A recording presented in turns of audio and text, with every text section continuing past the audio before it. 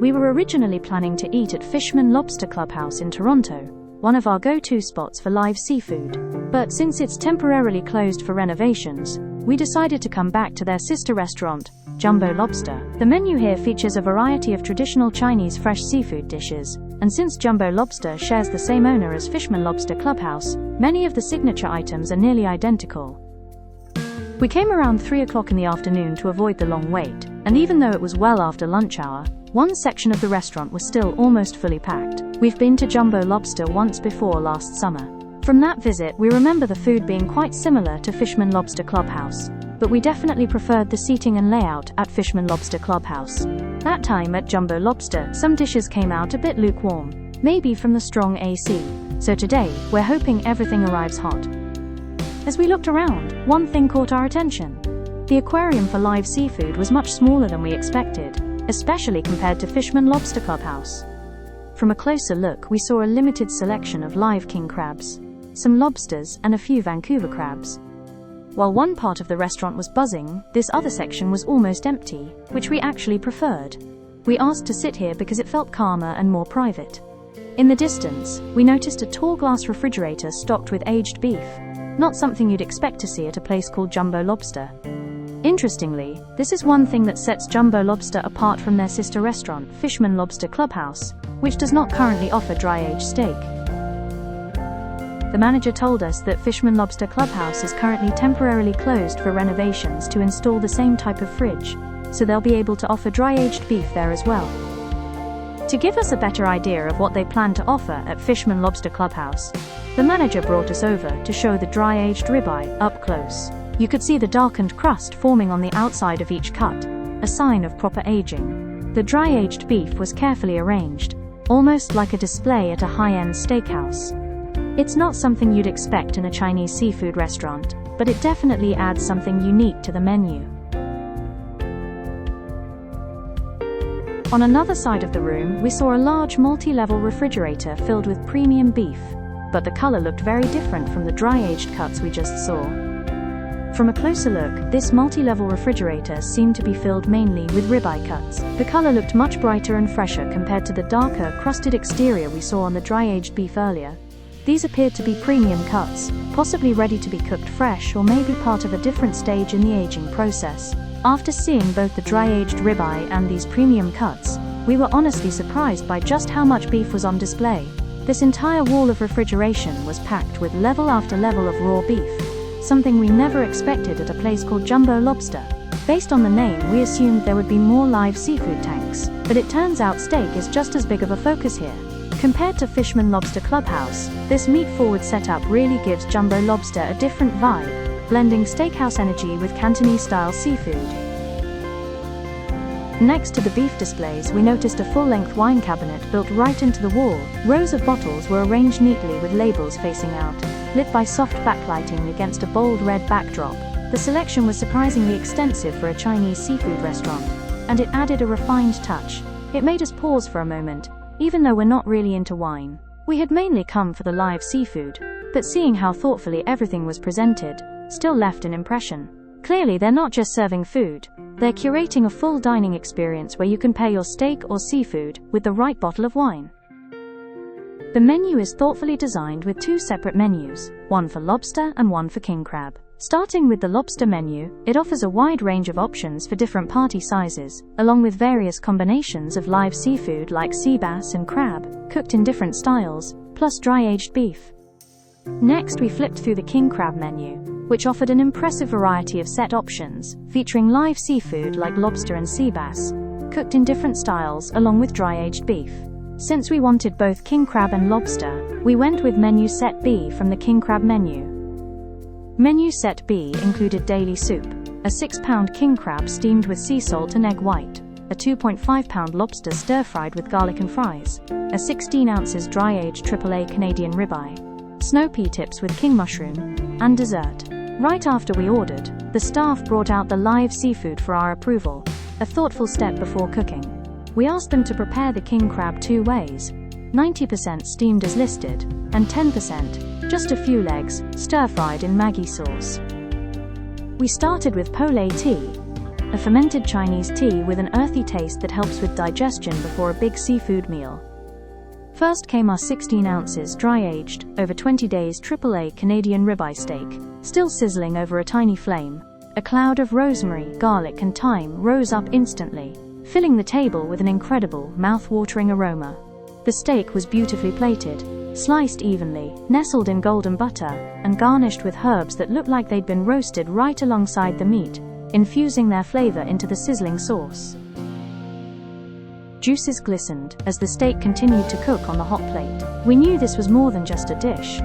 The scent, the sizzle, the seared crust, all promised bold, unforgettable flavor. As we sliced into it, the knife glided through easily. A clear sign it would be tender and juicy.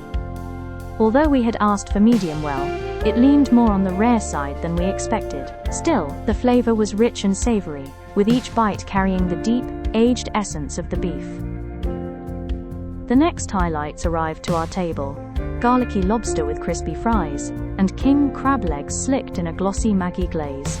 The fries leaned on the thicker side, hearty and satisfying, with just the right thickness to deliver that bite we always enjoy. They were golden, crispy, hot and full of flavor. The lobster was wrapped in a thin, garlicky crunch that kept every bite juicy and full of umami. Each bite was crispy on the outside, buttery soft inside, and packed with rich, garlicky flavor. As for the king crab, the Chinese-style Maggi sauce clung to every curve, salty, slightly sweet, and bursting with a deep, savory richness. The glaze had that irresistible wok-tossed aroma, infusing the king crab legs with an extra layer of savory depth and bringing out their natural sweetness with every bite.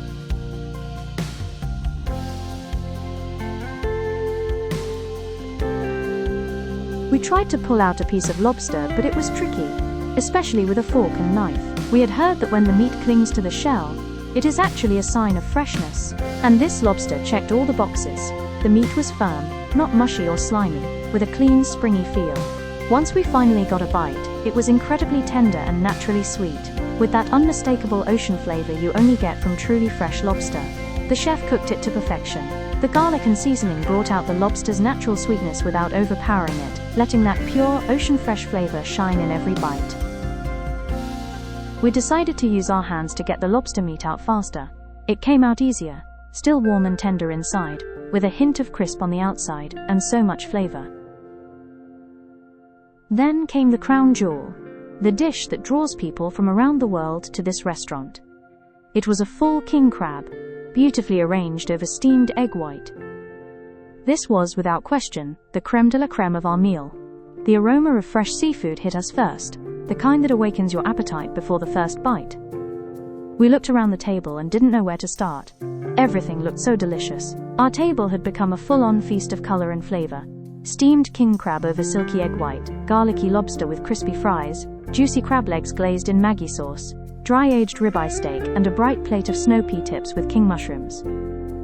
We tried again to extract the king crab meat with a fork and knife, but just like before, it was not the easiest. The meat clung tightly to the shell, a sign of its exceptional freshness.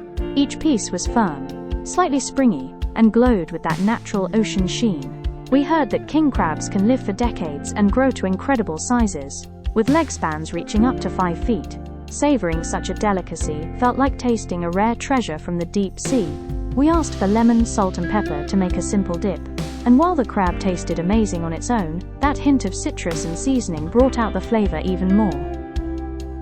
The king crab was just too good to keep taking our time with a fork and knife. We ended up using our hands instead, and the crab meat came out much more easily.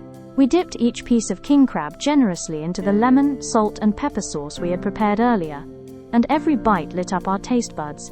Fresh, bright, and naturally sweet. This simple lemon, salt, and pepper mix brought out every layer of the fresh king crab's flavor. No other food can compare to the taste of this freshly steamed king crab. We picked up a piece of king crab claw, stir-fried in Maggi sauce, glossy, glistening, and coated in flavor. The sauce clung to our fingers, rich and savory, with a touch of sweetness, pairing perfectly with the juicy crab meat. We tried to take the meat out gently with a knife, and we could feel how firm and incredibly fresh it was. The crab meat clung tightly to the shell. Compared to the leg meat, the claw offered a firmer, denser texture with a bolder, more intense flavor. We actually enjoyed both the claw and leg textures. The leg was tender and juicy, while the claw had more bite and depth, each bringing its own kind of satisfaction. Eventually, we set the utensils aside and used our hands. It made the process quicker and more satisfying. The outer layer had a subtle crispness from the stir-fry, coated in glossy Maggi sauce that delivered a savory, salty and sweet punch in every bite. Inside, the claw meat was buttery soft, bursting with that fresh ocean sweetness, and it just melted in the mouth. Each bite offered a gentle contrast in texture, lightly crisped outside, tender inside, and absolutely worth getting your hands messy. The snow pea tips with king mushrooms had been sitting on the table for a while. We were just too focused on the lobster and king crab to notice anything else. Although no longer piping hot, the dish was still fresh and flavorful, the greens were crisp, and the king mushrooms had a firm bite with a satisfying snap, highlighting their freshness. At this point, we had eaten quite a lot: king crab, lobster, steak and more, and we were nearly full. But we knew the daily soup and dessert were still coming, and we wanted to enjoy them too. So we poured ourselves a cup of pole tea, something warm and soothing to help with digestion before the soup and dessert arrived. Finally, the daily soup arrived, perfectly timed, just as we finished the king crab, lobster and ribeye steak from our plates, and were now simply waiting for the final courses. Normally, the daily soup is corn soup, but we had requested the black chicken Chinese herbal soup instead. Since we arrived between lunch and dinner hours, the black chicken soup was still cooking, as it's usually prepared fresh for the evening service. That worked out well for us, as we preferred the herbal version, and wanted to focus on the seafood first. The soup came piping hot, rich in color, and filled with nourishing Chinese herbal ingredients.